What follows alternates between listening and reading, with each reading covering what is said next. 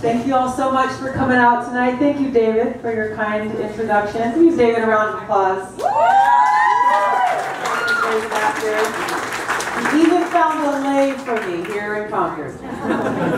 Greeted me, true Hawaii style. Before we get started, I just want to say thank you also to the owner of this wonderful establishment, Jackie. Here, thank you so much for hosting us and allowing us to come in here tonight. What a great crowd. I'm so excited to be here. I've been looking forward to coming here and visiting with all of you. And as we do, we begin with a big resounding aloha. You know, the aloha here tonight. Thank you all so much. You know, aloha is a word that people commonly use as hello and goodbye. But aloha is so much more than that. Can you hear me in the back? Yes! All right. Aloha is so much more than hello and goodbye. There's so much power and meaning behind this word, which is why I like to start our gatherings and I like to start our conversations with aloha. Because what it really means is I have deep respect and love for you, care and compassion.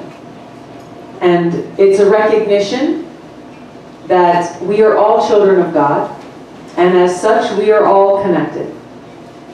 And it is in this aloha, it is in this recognition that we are able to bridge the divides that too often exist within our communities, within our country.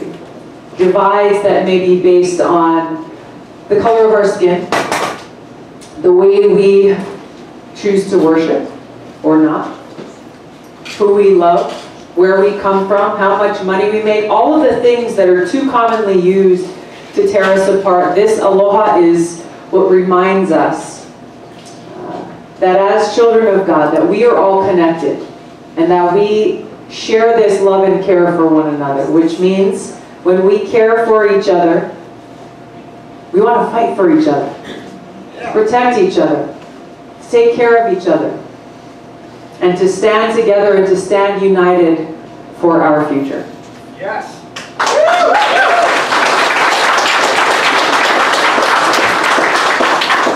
And so it's very appropriate that we gather in this spirit of aloha because right now our country is being torn apart.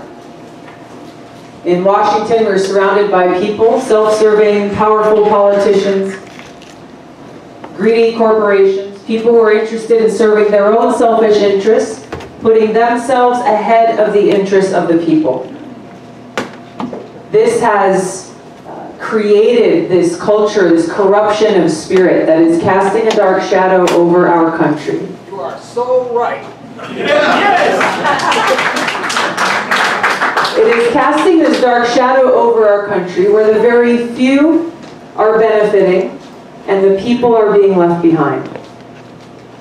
You know, our founders, the founders of this country, very intentionally created a system of governance that is of the people, by the people, and for the people. This was the vision that they laid out for us, that we would have leaders whose purpose, whose mission, whose focus is actually serving the people, not the other way around. Now, do you feel, in this room, do you feel that your government is of, by, and for the people now? It's not. It's a government of the special interest, by the special interest, for the special interest. Of the powerful, by the powerful, and for the powerful. And where does that leave us? Where does that leave we, the people? Left behind. Struggling and suffering as a result. About 15 years ago, I took an oath. I raised my right hand. I volunteered to serve our country in the Army National Guard. Yes. I made that promise. I made that promise because I love our country. I took that oath to protect and to serve our country, to serve the American people, to uphold our Constitution, willing to put my life on the line, to put service above self, motivated by this love. It's the same oath, it's the same promise that is made by every single one of our service members. One of my friends who I've served with, who I've trained with, one of my fellow soldiers who's in the Massachusetts National Guard is here tonight. Everybody say hi to Al. While we're at it, can we recognize all the veterans in the house tonight? Thank you so much for your service. Thank you for your sacrifice. Thank you for putting service above self.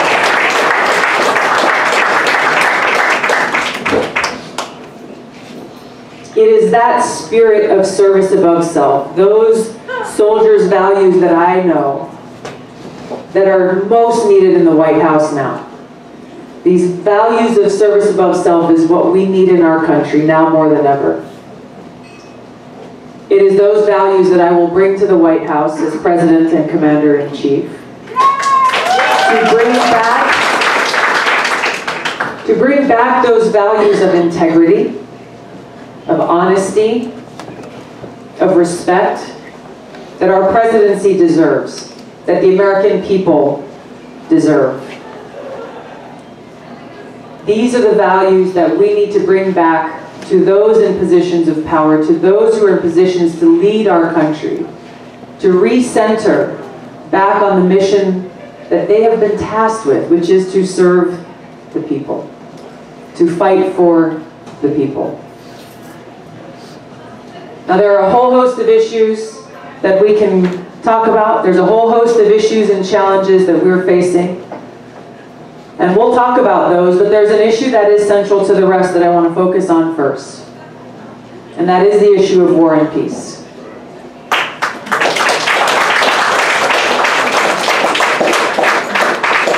Because the trillions of dollars that we spend on regime change wars, on this new Cold War that's being ratcheted up, with tensions get higher and higher between the United States and nuclear-armed countries like Russia and China, as we edge closer and closer to the abyss of nuclear war by things like President Trump withdrawing from the INF Treaty, kick-starting and sparking a new arms race, increasing those tensions, increasing that threat that is higher than ever before. That threat of a nuclear catastrophe is more today, is greater today than it ever has been in history. This is the reality that we're facing. Now, it may not be something that you think about, it may not be something that crosses your mind every day, but I tell you what, about a year ago in Hawaii, there was a text message that went across over 1 million people's phones all across the state. And that message said, "Missile incoming, seek shelter immediately. This is not a drill." You just stop for a moment and just pause and think about what would run through your mind. What would you be thinking? What would you be feeling if, as we were standing here tonight, you got that message knowing that we had just minutes to live? Minutes to live. That was what we went through. That was what the people of Hawaii went through a year ago, in January of last year. And so we had families who were piling their kids and everybody into their car and trying to race to the mountains to see if there was some cave that they could go and hide in. A father who lowered his little girl down a manhole into a storm drain because he thought that would be the only place that she would be safe. I heard from another parent who was trying to choose between which of his children he was going to go and spend the last minutes of his life with. Terrifying. Terrifying. There was no shelter, there was no safe place, there was no refuge, no place to go and hide. So 38 minutes after that message came out, another one was sent saying, false alarm. But it was a wake-up call. It was a huge wake-up call, not just for the people of Hawaii, but for every one of us in this country. Because even as that threat exists from North Korea today, that threat exists from other nuclear-armed countries as well. And as the tensions between the United States and these nuclear-armed countries continues to be ratcheted up unnecessarily for political reasons, we are closer and closer to that point of nuclear catastrophe. So this is a wake-up call for every one of us. Because so long as this exists, so long as we stand in this position that we are in today, not only is our very future at risk, but the trillions of dollars that go towards these wars, that will go towards this new arms race, that will go towards those who want to rebuild and revamp and buy a whole bunch of nuclear weapons, are dollars that are not coming into our communities right here at home. These are dollars that are not going into our healthcare, that are not going into our education system, that are not going into investing in infrastructure. They are not going to meet the very real, urgent, and pressing needs of our people, our friends, families, and neighbors right here at home. As your Commander-in-Chief, I will end these regime change wars. I will work to end this new Cold War and walk us back from this abyss of nuclear catastrophe. Take those resources, take those hard-earned taxpayer dollars that each of us pays, and put them right back into meeting the needs of our people right here at home. This is the change that needs to take place. This is the change that we together can make happen if we stand together. If we stand together committed and focused on that mission. Because we know that as we seek to change the arc of history away from war and towards peace, those who are invested in and those who benefit from us staying in a position of perpetual war will fight back, and they will fight back hard. Yep. But what is more powerful than anything they have to throw our way? It is we the people. It is we the people standing together and standing strong in this spirit of service before self that has the power to defeat those forces of darkness, to defeat those forces of war. It is when we stand together, united by this spirit of service, that there is no challenge we cannot overcome. There is no challenge we cannot overcome. And by doing that, then we can focus. We can focus on passing legislation like Medicare for All that will enable us to care for each other and make sure everyone can get the health care that they need. It'll enable us to make those investments in the infrastructure needs, to make sure that everyone has clean water to drink, have clean air to breathe. It's basic necessities that each of us needs just to exist, to live, to thrive. When we stand together, we can bring about real criminal justice reform. We can bring about those changes to a system that is so deeply broken, that is tearing people apart, that is throwing people in prison for smoking marijuana, while allowing executives and owners of companies like Purdue Pharma to walk away scot-free after their drugs and their lies and their deception have ruined so many people's lives with their opioids being proliferated across our streets and across our country.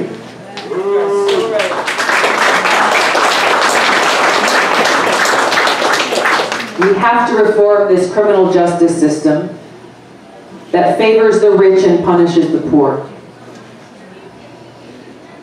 We have to pass legislation, we have to make these changes in our country that address the climate crisis that exists before us.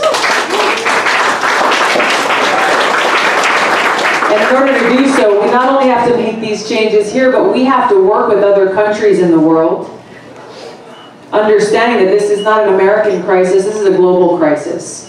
And the only way we can address this crisis is by building partnerships based on cooperation, not conflict. Yes, yes. By building those partnerships based on these common interests. There's not a single person in this world who can live without clean air. Not a single person in this world who can live without clean water. These are the things that we need to address and take seriously and take head on.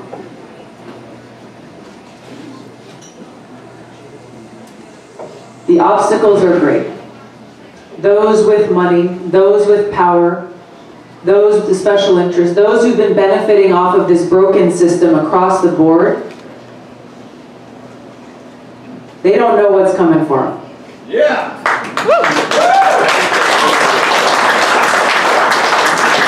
They discount too often the power of the people. They discount our voices. They are so disconnected from the reality that each of us is living across this country every day. But we're not going to allow that to happen anymore. Because we will stand up. We will stand together in this spirit of service above self, to make it so that our government is truly of the people, by the people, and for the people.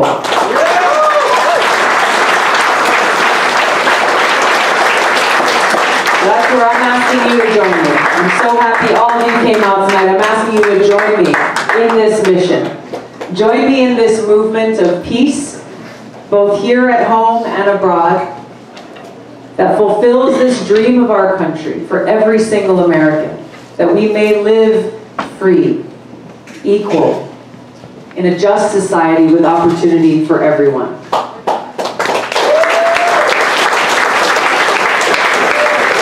Thank you so much. Thank you.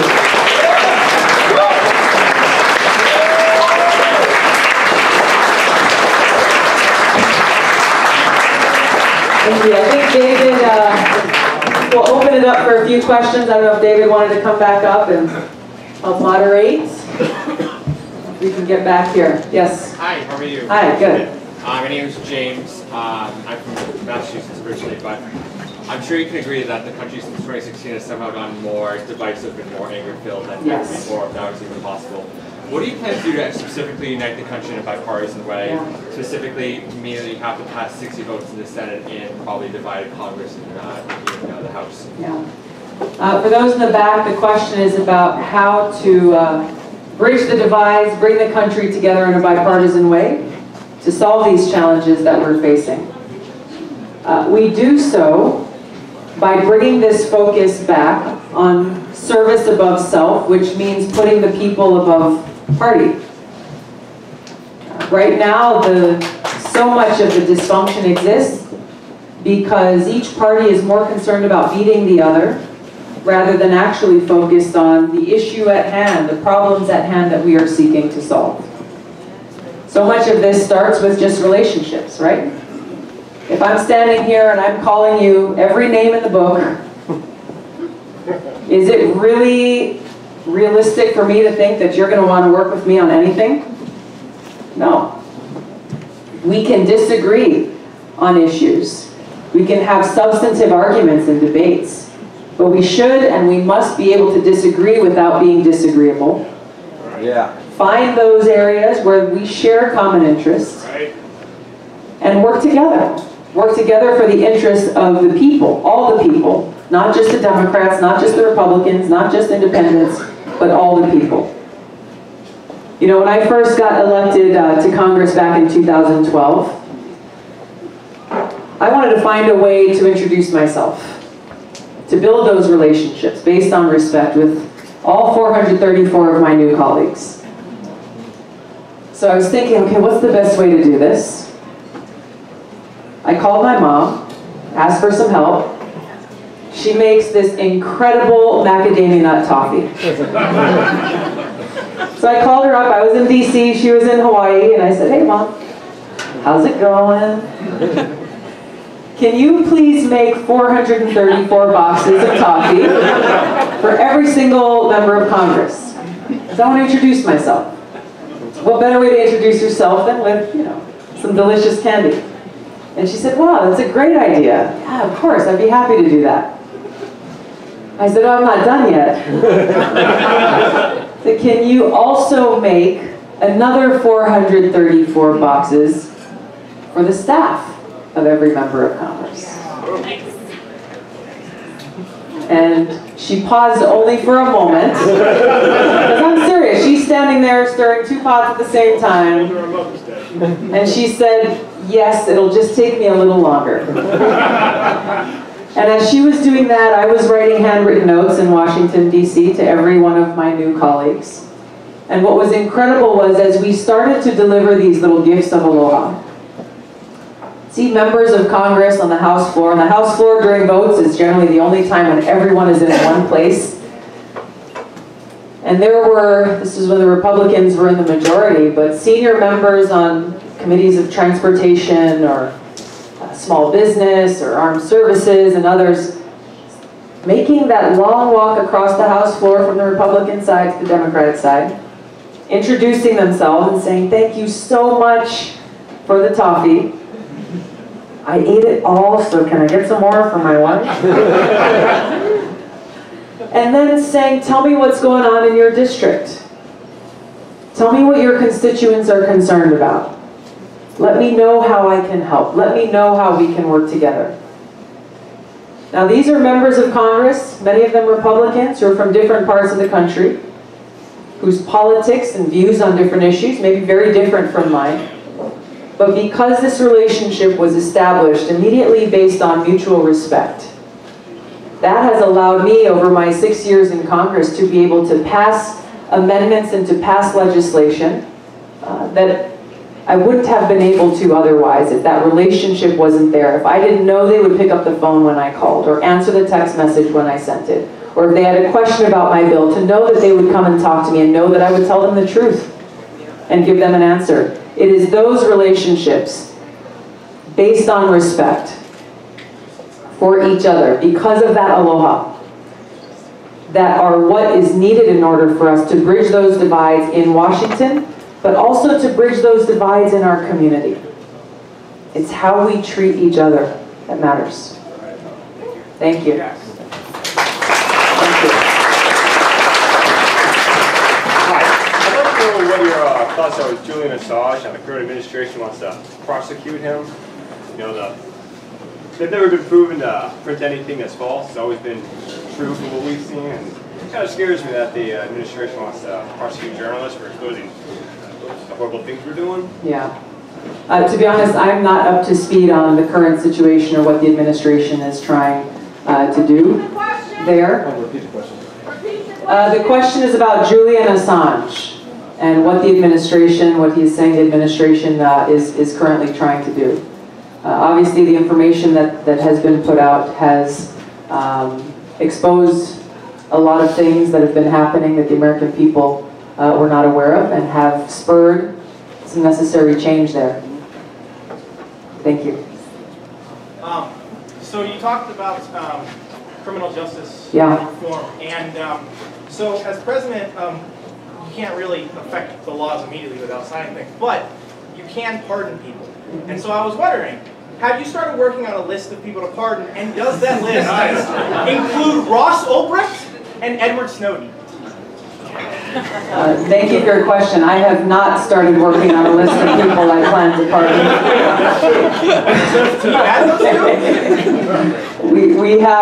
we have a ways to go before I start thinking about those things. But duly noted. Well taken. Yes, sir.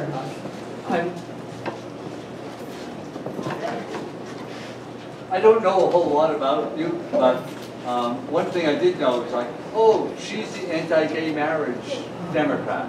And I know this is probably unfair, but could you talk about how your position has evolved, hopefully, on that? Sure. Yeah, that's a false statement. Look, I grew up in a very socially conservative home and family, and held views back when I was a lot younger that I no longer hold today. My record throughout my time in Congress for over 6 years has proven and reflects what's in my heart. I have been an advocate and a champion for LGBTQ Americans and have fought for marriage equality, have fought for equal rights, and have a legislative score and record from the Human Rights Campaign of 100% that reflects that. That is a commitment that I made, and that is a commitment that I have, and that will continue as president. Thank you. Thank you. Yes, sir. My name is Art Glennon. I'm a retired New Hampshire Superior Court judge. The last time I saw you was at Standing Rock, and I am so proud that you agreed to.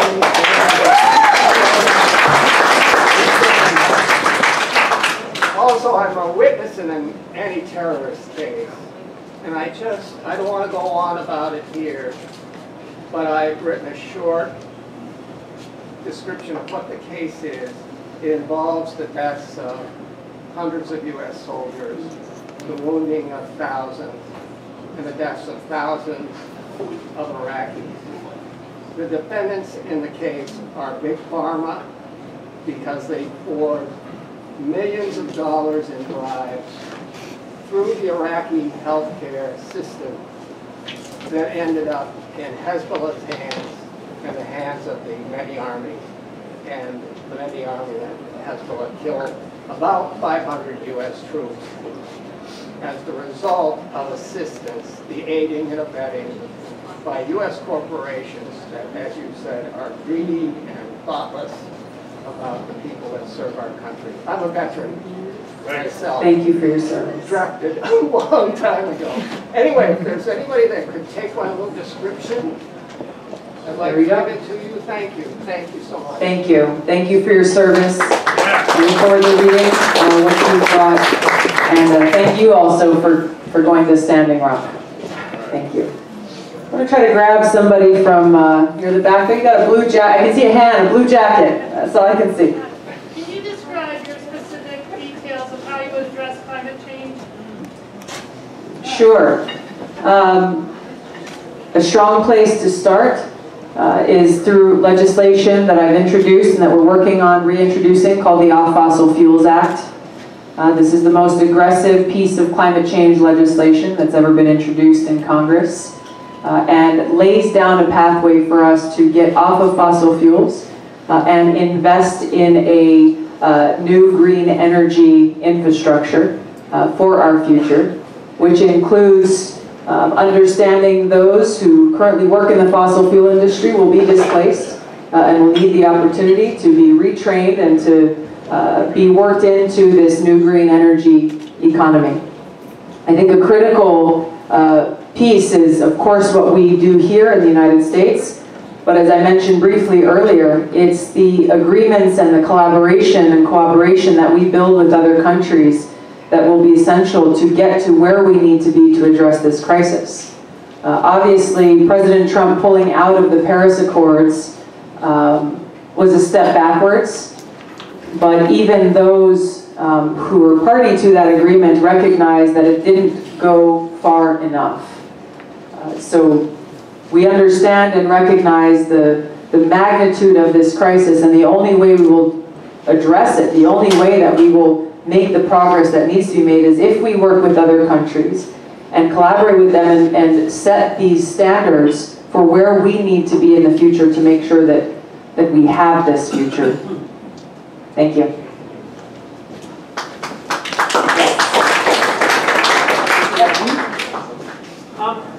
You know, I find that, unfortunately, it seems that all too often the right wing sort of is able to usurp the language of patriotism and sort of bundle with it all kinds of things that have nothing to do with serving your country or caring about your fellow citizens. You know, they couple it with things like, you know, neoliberal economics. They couple it with bigotry. They couple it with all kinds of things.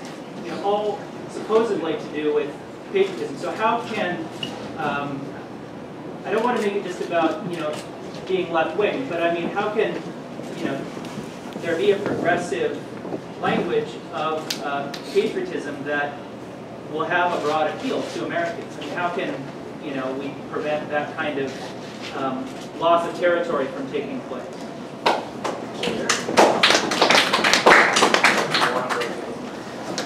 Look, I think it's as simple as, I mean, I speak for myself. I love my country.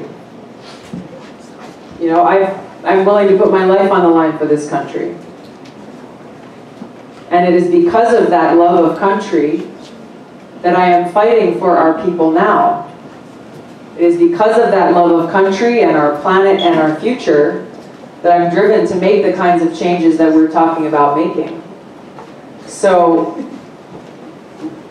you know, I don't want to overthink things about how do we change the language other than just speak from our heart and be motivated by this desire to be of service and to fight for our people, to fight for our planet, to fight for what is true and right. If others want to talk about, you know, one word versus another word, I don't think that's really ultimately what is going to make the difference. What's going to make the difference is our actions and the way that we treat each other and the motivation. What is motivating us? This is how we defeat that darkness and that divisiveness that's around us with that light. Now, I look to Dr. King's quote very often for inspiration when he reminds us that darkness cannot drive out darkness. Only light can do that. That hate cannot drive out hate. Only love can do that. It's important for us to remember that. And that love of country, that care for each other, is the strongest and most powerful force and motivation that we can have. And is the only thing that can defeat that darkness, that can defeat that greed and selfishness that surrounds us.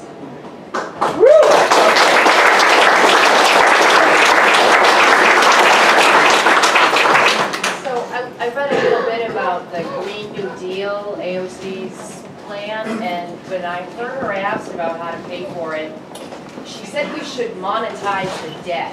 She said that the Fed should print the money. And I'm wondering what your position is on a central bank monetizing our government's debt. Well, on the Green New Deal, it's something that I am currently reviewing still.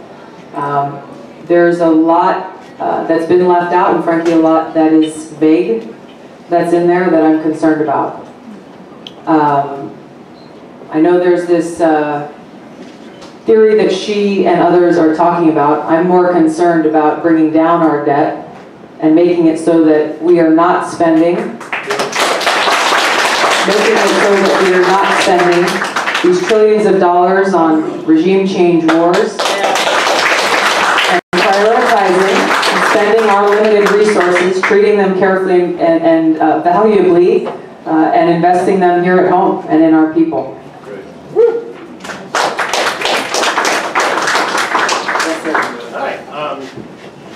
I know you talk about de-escalating nuclear tensions, yes. And Donald Trump has done quite a bit to de-escalate it with North Korea. What do you think he's doing right? What do you think he's doing wrong? And what would you do differently as far as to how to handle that regime?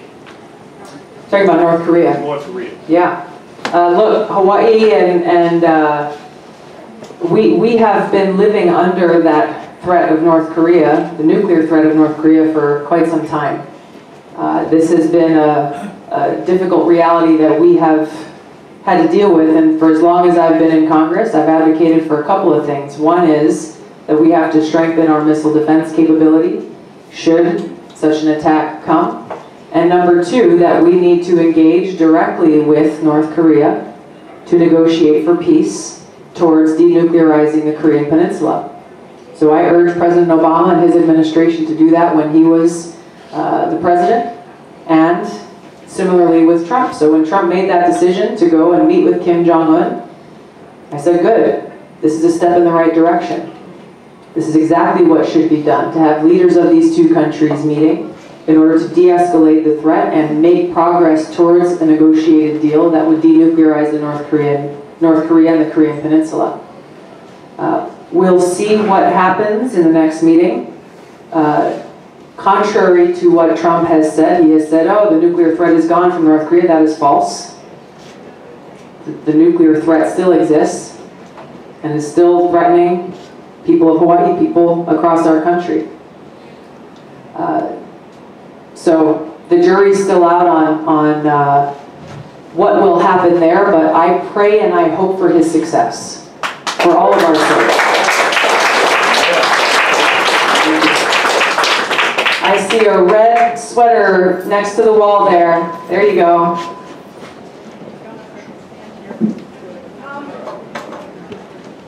Aloha. Aloha. My question is, if we choose not to use social media because of our fears of it manipulating things, how can you reach out to us if we choose not to use social media? Great question. It can be a tough place. It can be a tough neighborhood sometimes, right? Text message, phone calls, emails, and person-to-person. Exactly what we're doing here. So if you go to my website, if you don't engage on social media, there's a lot of different ways that we can stay in touch, that we can keep you updated, that you can send us questions, and that we can get back to you on, both through text message, phones, and emails. So if you go to tulsi2020.com and either send me a note there or put in your information and let us know how you want to keep in touch, then we can keep you posted on what's going on in the campaign, keep you posted on different issues that we're dealing with, as well as where we're headed on the road next. It's a great question. Thank you. Tulsi, you want to put the girl in the pink jacket? Sure. A little bit? Yes. In your campaign, if you were president, would you do something about lowering prices of college tuition? Because a lot of countries have free college tuition, for public colleges, and a lot of students are going to afford it. How old are you? I'm 13. It's good you're thinking ahead. Yes, I would. The question is about the high cost of higher education and how we will address that, right? It's one thing to address how to pay for college, right? But I think we also have to take a step further and really look at the cause. Why is the cost of higher education skyrocketing? Who is making money off of our education and making sure that those who choose to go to college are able to get a quality education? And how better can we be delivering this education in a way that's affordable, in a way that people can get what they need, the tools that they need? How can we make sure that those who choose not to pursue a four-year degree have other avenues to pursue different vocational training that they may be better suited for, that they want to do more? So we've got to look at this from a comprehensive view, because addressing just one but not any of the others is not going to solve the problem. I think a key component to all of this in driving down the cost of education is how we are harnessing and using technology to deliver that education, to make it so that it is opened up, to make it so that it is accessible and even free. I earned much of my bachelor's degree through distance learning, through online, because I was deployed to Iraq while I was getting my degree. So Albert and other post-9/11 veterans here will know that usually in all of our camps, at least there was always an education tent where you could go and they would have a laptop and have an internet connection to take tests or to get assignments or write papers or whatever it was. So that's what I did while I was deployed. And that was a while ago. So there is a lot more opportunity and there's a lot more flexibility that we really need to look at to address all of those things. Bringing down the cost of education, making it so it's accessible, making it so that it's affordable, and making it so that we're getting the tools that we need to pursue the paths that we want, and also to meet the demands and needs of the job market, so that we don't continue to have people who are paying tens of thousands, if not hundreds of thousands of dollars for a college degree, graduating, and then not being able to get a job. Thank you. Thank you. Yes, sir. Tulsi, thank you for coming to New Hampshire. Thank you. And I've seen your 3 interviews on national television with Ben Jones, Chris Matthews, and Jake Tapper, and you did wonderfully. I enjoyed tonight. We love you. Thank and you. could you get around and make the rounds on, including Fox, so people in America can get to see you? Thank you. I go on Fox too. Good. I talk to everybody. Jimmy Dore, Joe Rogan. Yeah. Yes. You got the cable news, you got the mainstream news, you got the new media. We got to engage our entire country. This is what I'm talking about. That's right. I'm not interested in standing in a room or sitting in a room and only talking to people who I agree with. We have a diverse country and we have to find these ways to have conversations so that we can come together and find those solutions to the challenges that we're facing. Thank you. Yes, sir. My question is about campaign finance reform. I know there's been a lot made in the last week when Representative Omar of Minnesota criticized the outsized influence of the lobbying group ITAC in the American political process. What's your take on that? There's a number of issues with campaign finance that have to be addressed. The outsized influence of lobbyists and PACs on Washington every single day is something that we have to keep at the forefront. I take no PAC money. No lobbyist contributions. And I'll tell you what, if every member of Congress made that choice, the Washington landscape and how people spend their time every day would change drastically. It's important to make sure that the leaders of our country are accountable to the people, and that you have just as much access to your member of Congress as anybody in Washington does. Citizens United obviously is another area where we have outsized, invisible funding of super PACs that are influencing elections. And we have huge amounts of money coming from other countries that are being funneled into Washington, paying lobbyists, paying think tanks, paying people to influence our country's leaders. So this is a bigger issue than I think sometimes gets talked about in our day-to-day conversations. So as we look at who is influencing our leaders, we got to dig a little bit deeper. We got to follow the money.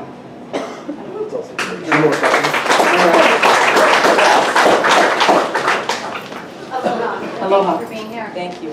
I'm seeing signs that distress me greatly that the mainstream media are trying to eclipse your campaign, much as they did our mutual friend Bernie Sanders. What can we do to assure that your message is out there loud and clear, your name is out there loud and clear, and that this campaign is to be reckoned with, dealt with, and won? Thank you. I'm going to give you the mic and let you say that one more time. For those of you in the back, the question is about how to make sure that my message and our message through this campaign breaks through, gets to every voter in this country, so that we can, what did you say? Win. Win. Bottom line, so that we can win. We have more power in each of our hands and our fingers and our voices than sometimes we realize. Every single person in this room, whether you're on social media or you're not, each of us has our own circle of influence.